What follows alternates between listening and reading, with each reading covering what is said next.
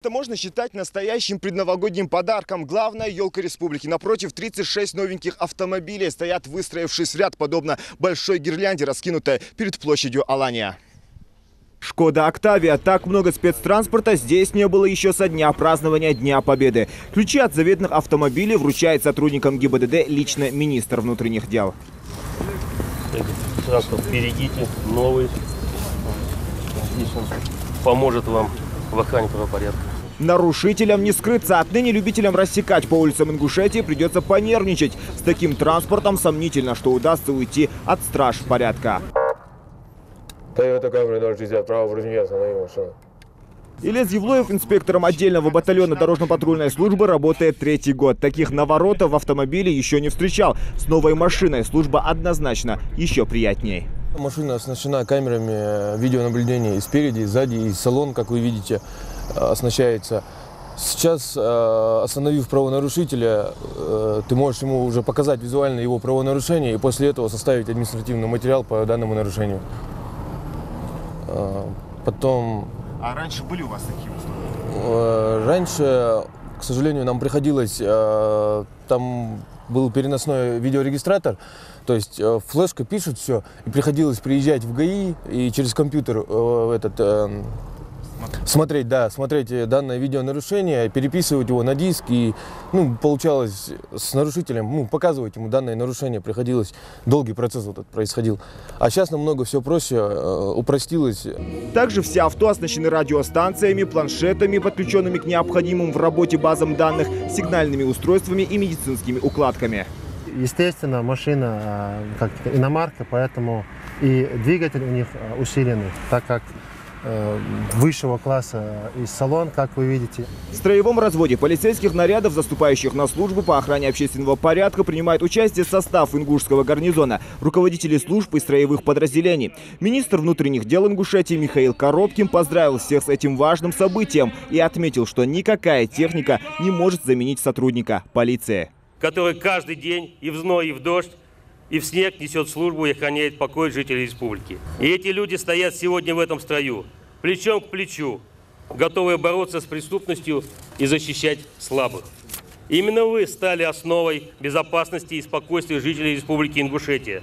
Именно вы являетесь лицом всей полиции. Верность присяге, добросовестное исполнение служебных обязанностей, чувство долга, самоотверженность и смелость являются традиционной и уважаемой чертой сотрудников органов внутренних дел. За этот высокий показатель духа наш народ испытывает заслуженное уважение и чувство благодарности к сотрудникам полиции. Сохраним же и приумножим это народное доверие.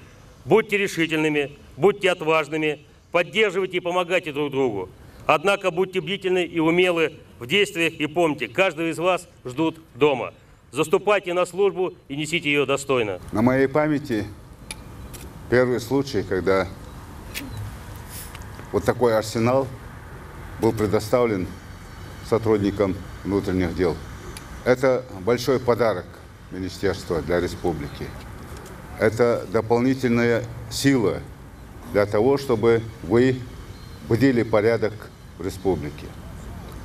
Я думаю, что и в будущем, и в дальнейшем мы увидим и доживем до того дня, когда у нас будут и свои служебные вертолеты, на которых мы сможем летать и в горной части республики. Значит, что мы везде установим безопасность города. Есть такая программа, установим свои камеры наблюдения. И все это будет в помощь сотрудникам полиции. Новые автомобили поступили в рамках реализации федерального проекта «Безопасность дорожного движения». Нацпроекты «Безопасные и качественные автомобильные дороги». Авто обладают повышенными динамическими характеристиками, которые сегодня необходимы как для преследования нарушителей, так и для осуществления сопровождения. С появлением такого арсенала борьба с нарушителями должна выйти на принципиально новый уровень. Прежний автопарк был сильно изношен. Количество транспортных средств было явно недостаточным, эксплуатировался круглосуточный транспорт, в большинстве случаев не выдерживал, часто ремонтировался. Сейчас действительно это одни из лучших моделей, высокодинамические, с хорошими силовыми качествами, маневренные. Также в ходе мероприятия доложили оперативную обстановку по республике и имеющиеся ориентировки, после чего полицейские продемонстрировали свою боевую готовность. Сотрудники Центра кинологической службы обезвредили условного преступника.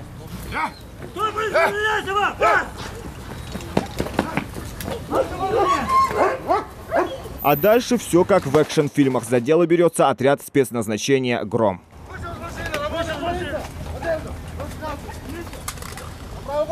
Приемы рукопашного боя.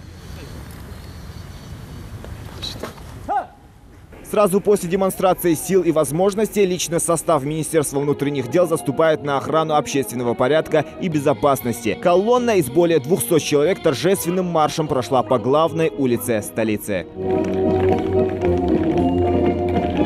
Зелимхан Калоев, Джамалейл Тамасханов, Новости 24.